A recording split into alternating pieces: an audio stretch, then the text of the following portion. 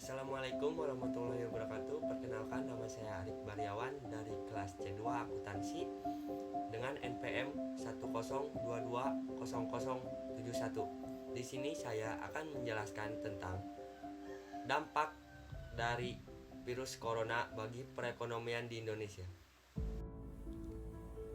Pada akhir tahun 2019, tepatnya pada bulan Desember, dunia dihebohkan dengan sejumlah kejadian yang diduga sebuah kasus pneumonia yang etiologinya tidak diketahui. Yang kasus tersebut berasal dari kota Wuhan, Cina. Cina mengidentifikasi pneumonia tersebut terjadi pada tanggal 7 Januari 2020 sebagai jenis baru coronavirus. Virus ini dapat menyebar pada manusia dan juga hewan, yang biasanya akan menyerang saluran pernafasan pada manusia dengan gejala awal flu hingga dapat menyebabkan SARS. Virus ini menunjukkan penyebaran yang cukup signifikan, cepat, dan telah banyak kematian yang disebabkan dari virus ini, baik di Cina maupun di negara-negara lain.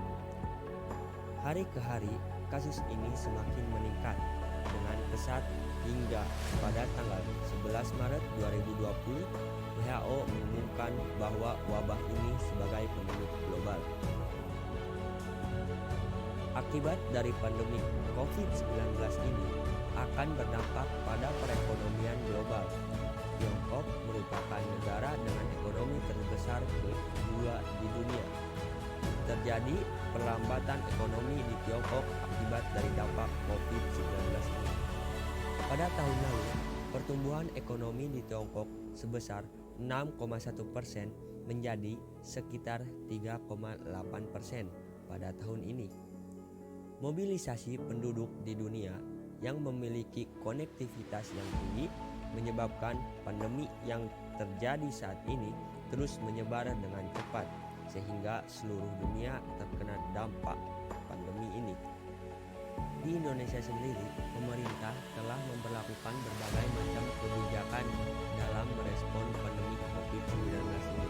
Salah satu kebijakan yaitu pada awal bulan Maret 2020 telah diberlakukannya social distancing bagi masyarakat Indonesia.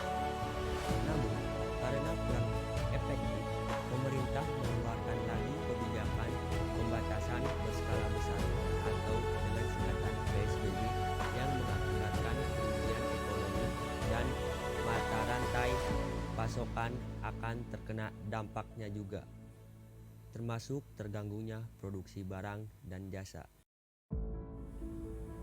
Dampak pada sektor ekonomi pada masa pandemi COVID-19 Indonesia antara lain terjadinya PHK besar-besaran.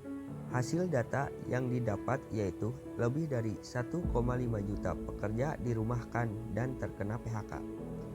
Terjadinya penurunan PMI Manufacturing Indonesia mencapai 45,3% pada Maret 2020. Terjadinya penurunan impor sebesar 3,7% pada triwulan 1.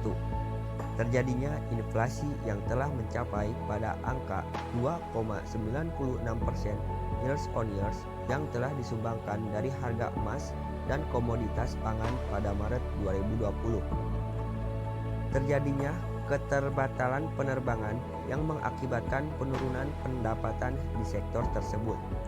Kerugian yang dirasakan mencapai 207 miliar rupiah. Batalnya penerbangan sebanyak 12.703 pada 15 bandara.